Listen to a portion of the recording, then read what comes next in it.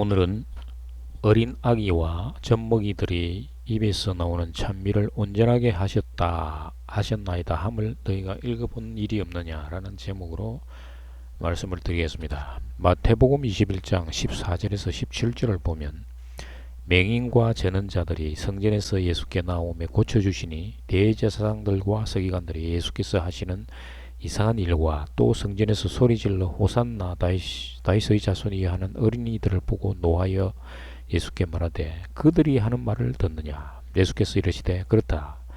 어린아기와 젖먹이들의 입에서 나오는 찬미를 온전하게 하셨나이다 함을 너희가 읽어본 일이 없느냐 하시고 그들을 떠나 성 밖으로 베다니에 가서 거기서 유하시니라.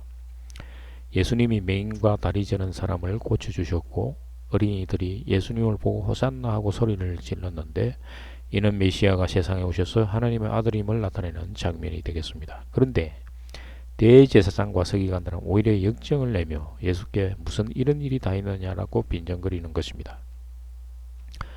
대제사장과 서기관들은 하나님의 백성이라고 자처하면서 높은 지위에 있으므로 예수님을 하찮게 생각하는 것입니다. 그들은 스스로 하나님처럼 행동하는 것입니다.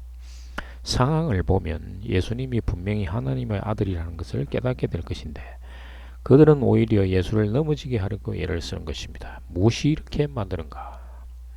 이것은 마음속에 육적 자, 즉 하나님처럼 되고 싶은 탐욕이 있기 때문입니다. 시편 8편 2절을 보면 주의 대적으로 말미암아 어린아이들과 젖먹이들의 입으로 권능을 세우시며 이는 원수들과 보복자들을 잠잠하게 하려 하십니다. 주의 대적은 하나님을 대적하는 자를 의미합니다. 다윗은 그동안 하나님을 대적하는 자가 누구인지 몰랐으나 영적으로 깨닫고 보니 다름 아닌 자기 자신이었음을 깨닫습니다. 육적 자기 자신이 바로 하나님처럼 되고 싶은 탐욕의 마음을 가진 자라는 것입니다. 어린아이와 젖먹는 자는 영적으로 미숙한 자를 상징하며 바로 다윗 자신임을 고백합니다. 그러나 이제 자기 자신을 돌이켜 회개하고 보니 그동안 영적 어린아이 같은 자였지만 그 입을 통해서 이제는 하나님의 권능을 세우게 되었다는 말입니다. 다윗이 자기와 같이 생각하는 모든 사람들에게 돌이키라는 것입니다. 그리고 그 입을 통해서 잠잠하게 하는 것입니다. 성경에서는 사람을 흙으로 설명하는데 시편 8편 4절에서 보면 사람이 무엇이기에 주께서 그를 생각하시며 인자가 무엇이기에 주께서 그를 돌보시나이까 라고 말을 합니다.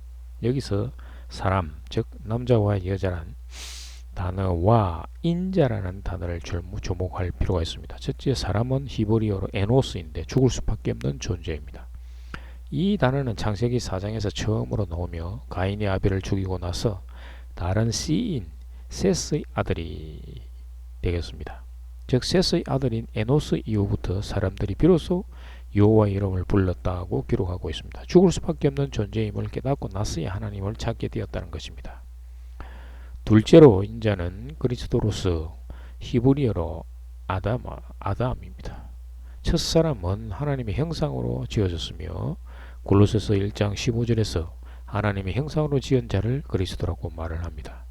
첫사람 인자는 흙으로 돌아가게 되어 있습니다. 다만 창세기 1장 27절에 따르면 하나님이 자기 형상 곧 하나님의 형상대로 사람을 창조하시되 등등.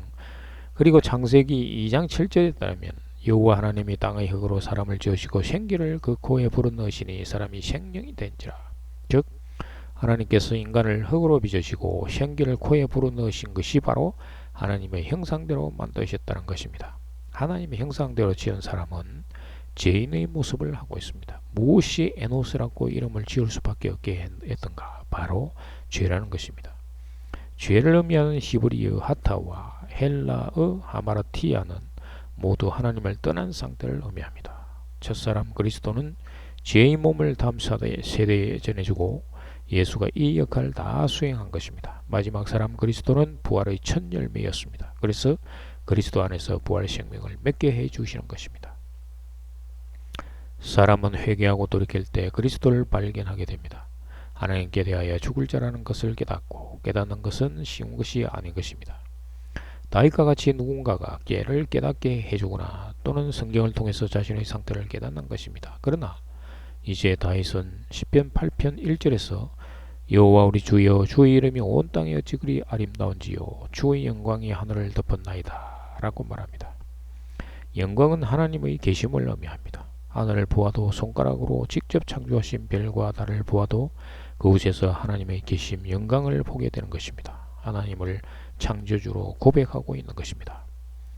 우연히 출생한 허무하고 의미 없는 없어질 존재가 아닌, 즉 하늘의 달과 별같이 하나님이 계신 존재로 하나님의 영광을 나타내는 존귀한 존재로 되살아나는 것입니다. 또한 하나님의 창조주 되심을 고백하며 자신의 존재에 대해 고백한 이후에 이어 자신의 사명을 고백하게 됩니다. 시편 8편 6절에서 주의 손으로 만드신 것을 다스리게 하시고 만물을 그의 발 아래에 두셨으니,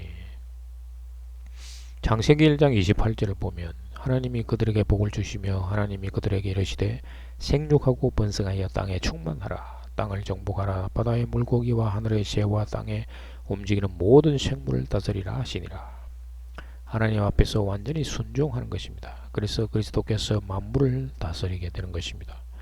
하나님이 첫사람에게 정복하고 다스리라 라고 말씀하신 것은 곧 마지막 사람에게 만물을 다스리라 라는 것이 되는 것입니다. 히브리서 2장 8절에서 만물을 그 발 아래 복종하게 하셨느니라 하였으니, 만물로 그에게 복종하게 하셨은즉 복종하지 않은 것이 하나도 없어야 하겠으나 지금 우리가 만물이 아직 그에게 복종하고 있는 것을 보지 못하고 라고 말합니다. 정복하라, 다스리라 라는 말씀은 이 땅을 하나님 나라로 만들도록 하라는 것입니다. 그래서 예수 그리스도께서 다스리는 하나님 나라를 건설하라는 것입니다.